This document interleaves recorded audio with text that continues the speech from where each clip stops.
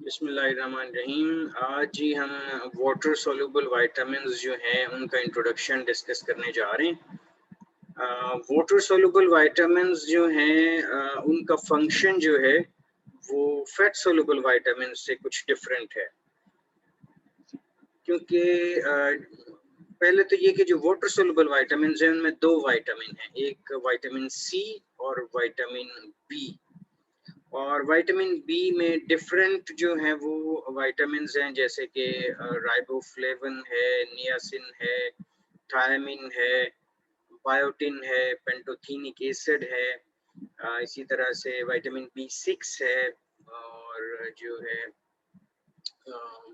Folic acid है, और B12. इन तमाम को जो है हम बी कॉम्प्लेक्स की कैटेगरी में लेके आते हैं, क्योंकि इनका फंक्शन जो है वो मोर और लेस एक जैसा है। क्योंकि जो ये बी कॉम्प्लेक्स हैं ये ज़्यादातर जो है एनर्जी मेटाबॉलिज्म में इन्वॉल्व होते हैं।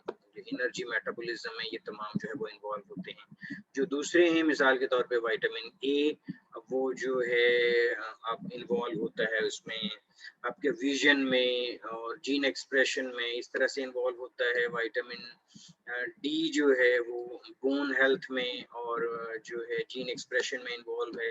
विटामिन ई जो है वो एज एंटीऑक्सीडेंट काम करता है, और विटामिन के जो है वो ब्लड क्लॉटिंग में इन्वॉल्व है। सो उनके डिफरेंट फंक्शंस हैं, डिफरेंट विटामिन के डिफरेंट फंक्शंस हैं। लेकिन जो वाटर सोल्युबल विटामिन्स हैं वो सारे के सारे जो हैं विटामिन सी के अलावा एक तो एनर्जी मेटाबॉलिज्म में इन्वॉल्व हैं, इसके अलावा दूसरे डिफरेंट फंक्शंस में भी इन्वॉल्व हैं। लेकिन ये एक फंक्शन उन सब में कॉमन है कि ये जो हैं हमारे एनर्जी मेटाबॉलिज्म में इन्वॉल्व हैं। इसका ये मतलब हुआ कि अगर और ये इनके फंक्शंस आपस में मिक्स्ड हैं एक दूसरे के साथ, यानी कि एनर्जी मेटाबॉलिज्म का प्रोसेस जो है उसमें कोई सिंगल विटामिन इन्वॉल्व नहीं है। एक एनर्जी मेटाबॉलिज्म के प्रोसेस में सेवरल विटामिन्स रिक्वायर होते हैं। जैसा कि अगर हम क्रेब्स साइकिल की बात करें, हम जो है ग्लाइकोलाइसिस की बात करें, इलेक्ट्रॉन ट्रांसपोर्ट चेन की बात करें, या बीटा ऑक्सीडेशन की बात करें, प्रोटीन अमीनो एसिड की सिंथेसिस की बात करें, या जो है फैटी एसिड की ब्रेकडाउन या सिंथेसिस की बात करें, तो उसमें डिफरेंट वाटर सोल्युबल विटामिन्स जो है वो इन्वॉल्व होते हैं।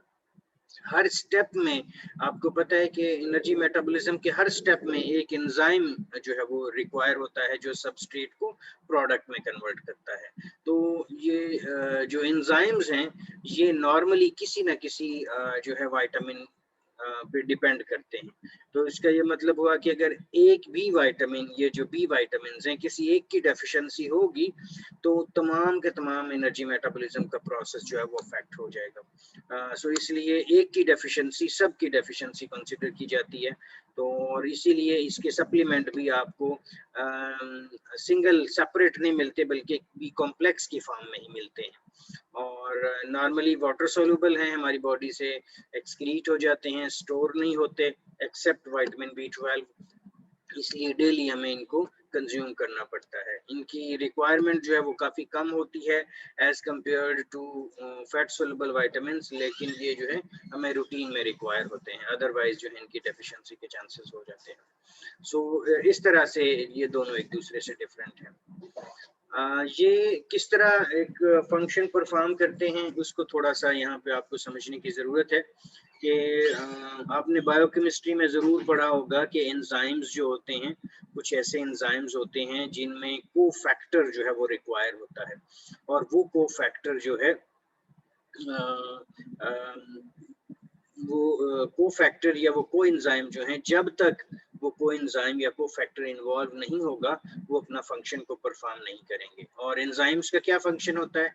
एंजाइम्स का फंक्शन ये होता है कि वो सबस्ट्रेट को प्रोडक्ट में कन्वर्ट करने में हेल्प करते हैं। लेकिन जो एंजाइम्स जो हैं वो कोफैक्टर डिपेंडेंट हैं, जब तक उनका वो कोफैक्टर नहीं होगा वो उतनी देर तक एक्टिव एंजाइम में कन्वर्ट नहीं होंगे। सो वो एक्व एंजाइम ही रहेंगे, इनएक्टिव फॉर्म में ही रहेंगे। जब उनका वो विटामिन या कोएंजाइम उनके साथ अटैच कर जाएगा तो फिर वो एक्टिव फॉर्म में आएंगे, और जब एक्टिव फॉर्म में आएंगे तो फिर अपना वो फंक्शन जो है उसको परफॉर्म करेंगे, जैसा कि इस स्लाइड में यहाँ पे शो किया हुआ है कि without coenzymes compounds A, B and C, D don't respond to their enzymes. ये enzyme यहाँ पे मौजूद है, ये enzyme की active site यहाँ पे मौजूद है, ये different compound हैं, ये separate ही रहेंगे जब तक कि enzyme complete नहीं होता, जैसा कि यहाँ पे शो किया हुआ है। ये enzyme है, ये इसका coenzyme है जो रेड कलर में शो किया हुआ है, और ये इसका विटामिन है। तो जब तक विटामिन नहीं होगा ये कोएंजाइम जो है वो प्रॉपर काम नहीं करेगा। इसका ये मतलब हुआ कि ये एंजाइम प्रॉपरली जो है वो वर्क नहीं करेगा। तो जब ये विटामिन अवेलेबल होगा, पूरा कंप्लीट एंजाइम अवेलेबल होगा, तो फिर ही जाके ये सबस्ट्रेट से प्रोडक्ट में कन्वर्ट होगा। जैसे कि यहाँ पे ये सबस्ट्रेट से प्रोडक्ट में न्यू प्रोडक्ट बन गए हैं, और ये उसी वक्त पॉसिबल होगा जब वो एंजाइम अपने जो है वो कंप्लीट हो जाएगा, जब उसका कोएंजाइम अवेलेबल होगा, जब उसका विटामिन अवेलेबल होगा, उसका वो फैक्टर अवेलेबल होगा, फिर ही जाके मौजूद होंगे, फिर ही जाके ये प्रोसेस कंप्लीट होगा। तो ये जितने भी जो है वो वाटर सोल्युबल विटामिन्स हैं, ये सारे के सारे एज अ को फैक्टर काम करते हैं डिफरेंट एंजाइम्स के लिए। सो जब तक विटामिन ये मौजूद नहीं होंगे, एंजाइम कंप्लीट नहीं होगा और उसका फंक्शन परफॉर्म नहीं होगा।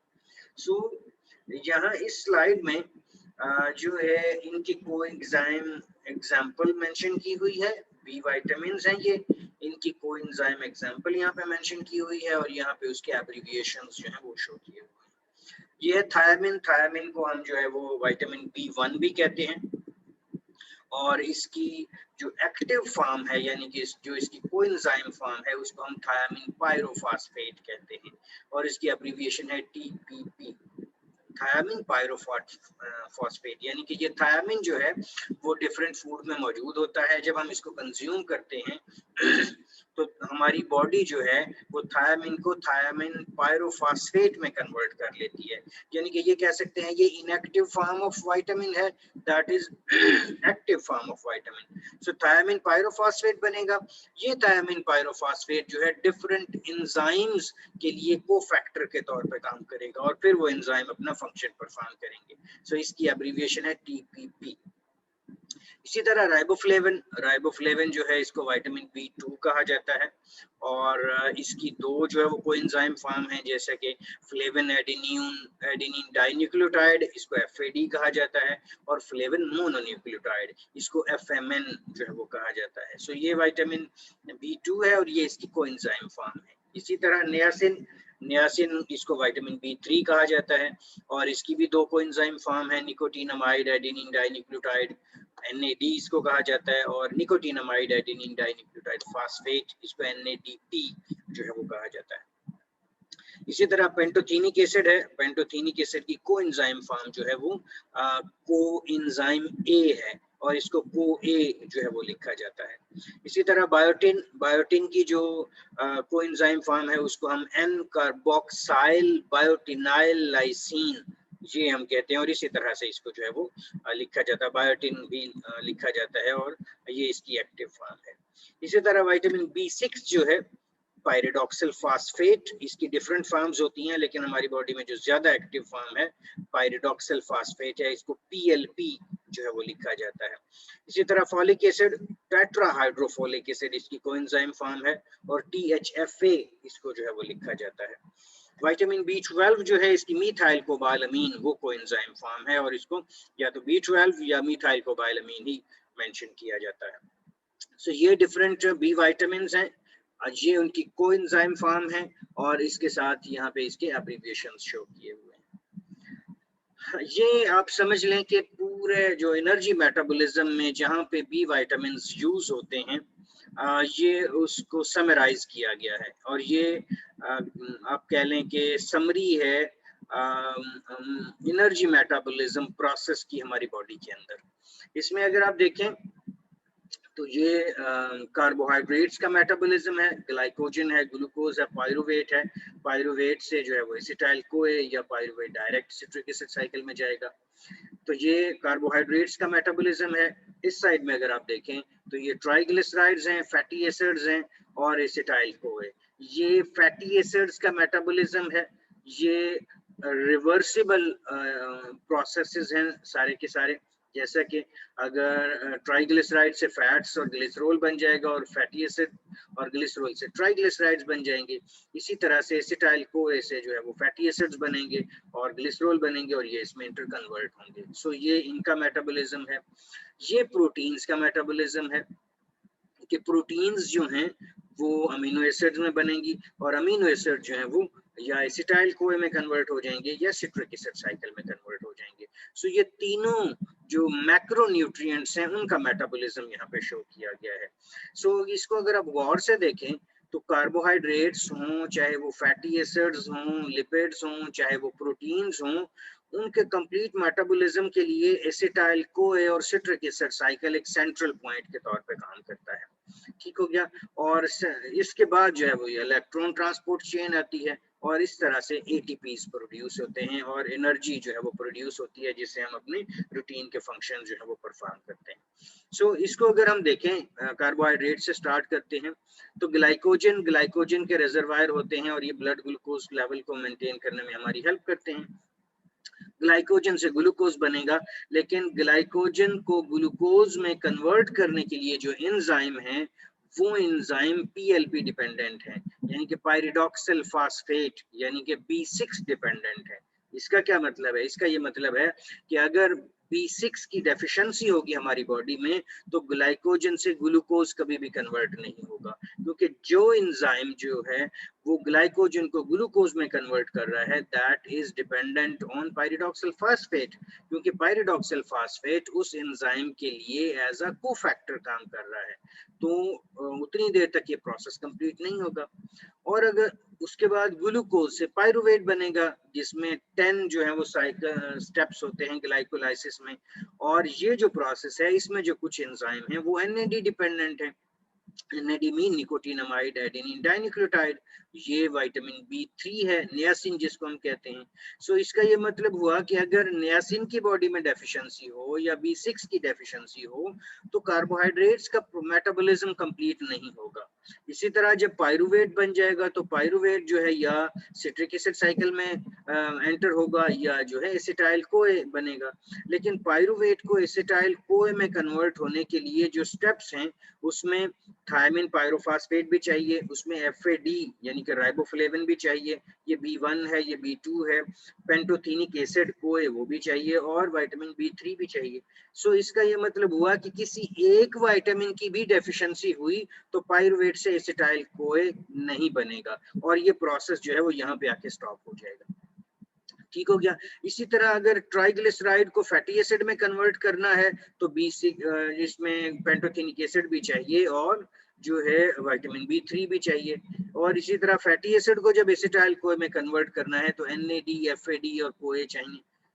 इसी तरह प्रोटीन का जब मेटाबॉलिज्म होगा तो B6 चाहिए, फॉलिक एसिड चाहिए, B12 चाहिए एंड सो ऑन। सो इसका ये मतलब हुआ कि अगर किसी एक विटामिन की डेफिशिएंसी है तो सारा का सारा एनर्जी मेटाबॉलिज्म का प्रोसेस जो है वो अफेक्ट हो जाएगा। ये तो एनर्जी मेटाबॉलिज्म है, साथ ही साथ इधर DNA और RNA की सिंथेसिस भी अफेक्ट होगी। अगर अमीनो एसिड का मेटाबॉलिज्म कंप्लीट नहीं होगा, प्रॉपर नहीं होगा, तो फिर जो है प्रॉपर DNA भी हमारी बॉडी में नहीं बनेगा। सो ये तमाम प्रोसेसेस जो हैं ये बी विटामिन डिपेंडेंट है। लेकिन बी विटामिन जो है उनकी RDA बहुत ही थोड़ी सी होती है।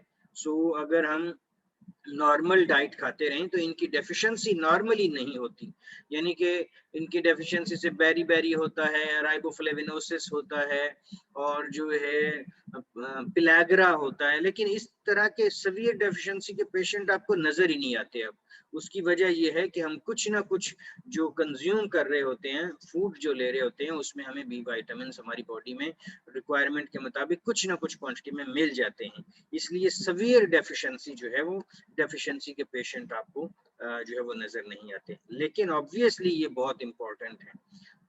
सो इस तरह से इनके सप्लीमेंट भी अवेलेबल होते हैं और उनको आप जो है वो कंज्यूम करते रहते हैं।